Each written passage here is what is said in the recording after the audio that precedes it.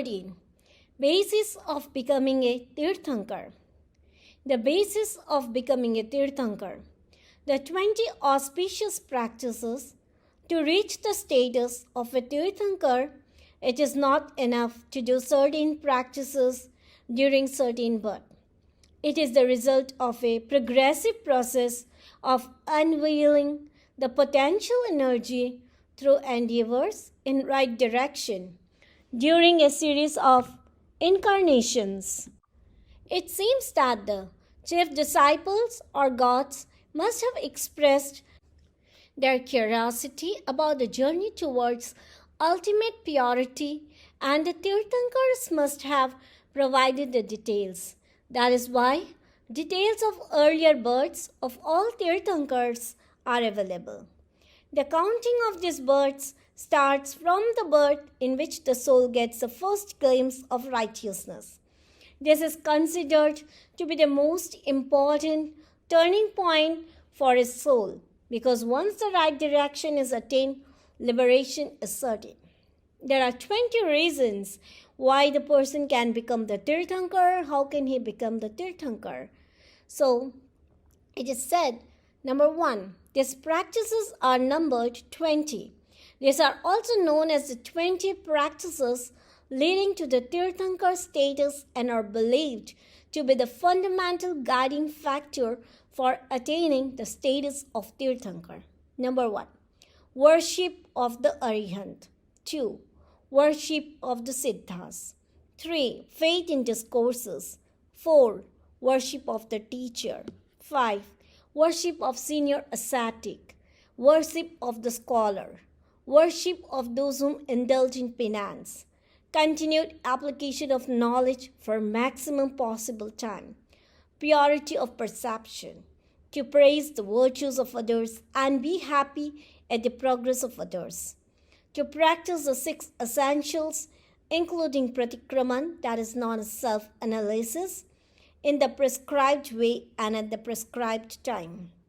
Observe all the vows and codes of conduct with ever-increasing indulgence. Detachment. Always practice apathy for attachment, fondness, conceit, and greed. Develop the attitude of being detached. To activate the potential or to practice penance with all intensity. To give due importance and respect to the 4-pronged religious organization. To look after and take care of the detached. To enhance knowledge regularly. To have faith on the sermons of the detached. To give charity to the deserving. And the last, but not the least, the 20th reason is to devotion for Tirthankar ceremonies and the discipline of the order. So these are the 20 reasons that how can one become the Tirthankar if they practice it. There is a very beautiful story of Sulsa. Bhagwan Mahavir was once giving his discourses in Champanagari, and he saw Ambar Parivrajak. It is a type of wandering monk proceeding towards Rajgrihi. He stopped him and said, on reaching Rajgrihi, tell Shravika Sulsa that Mahavir had wished her dharma labh. Ambar Parivrajak started thinking about Sulsa and her piety and devoutness, since Bhagwan Mahavir also held her in high esteem. He thought of testing her devoutness and assumed the form of Yati and asked for Sachit. Sachit means living matter, but Sulsa remained neutral. Then he assumed the form of Brahma, and the entire city gathered for his worship, but Sulsa was her usual self, undisturbed. Next day, Parivrajak was in the form of Shiv incarnation, and on the 3rd and 4th day, he was Vishnu and Tirthankar incarnation in the next day. Tirthankar is worshipped by 64 Indras, and the Parivrajak assumed the form of 25th Tirthankar. He thought that Sulsa would at least come for the Tirthankar's darshan, but she didn't. The entire population of the city turned up for darshan except Sulsa. Ambar therefore sent an invitation saying that it was strange that one who was so devoutness did not care to come for Tirthankar's darshan. Sulsa replied to the messenger, Gentleman, the man who claims to be the 25th Tirthankar is no Tirthankar but an impostor.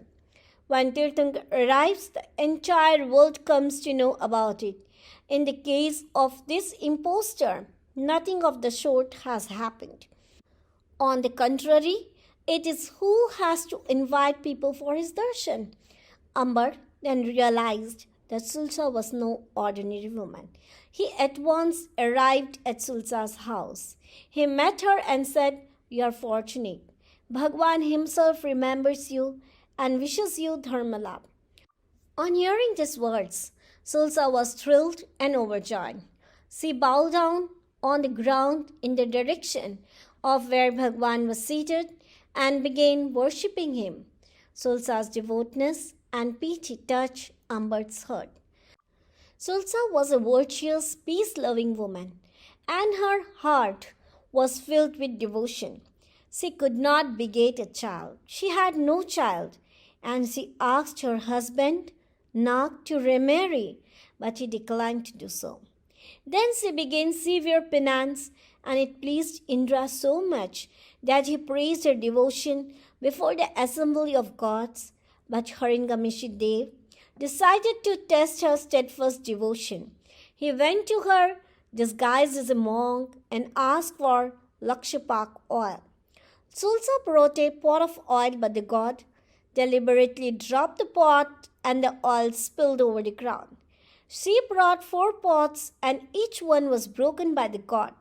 But Sulsa was neither angry nor any reasons of getting angry. She was very calm and composed. The god was pleased with her behavior, her compassionate nature, and above all her devotion. He blessed her and she got sons. Total 32 sons he got. Sulsa's sons were well versed in religion, scriptures, ethics, and even arts. But unfortunately, they all died fighting King Chetak. Sulsa was drowned in grief. Abhay Kumar consoled her and her husband Nag, saying grief results in the formation of karma. Sulsa spent the remaining years as a Shravika and died while in meditation and went to heaven. She was to be born Nirman, the 15th Tirthankar, as the name of Nirman in the next OVC. Sulsa's life is a shining example of steadfastness, utter devotions, severe penance, nobility, equanimity, an example worth emulation. So this was the description of how to become a Tirthankar, the basis of becoming Tirthankar, the 20 reasons, and we can learn from the life lessons of Sulsa. Om Arham.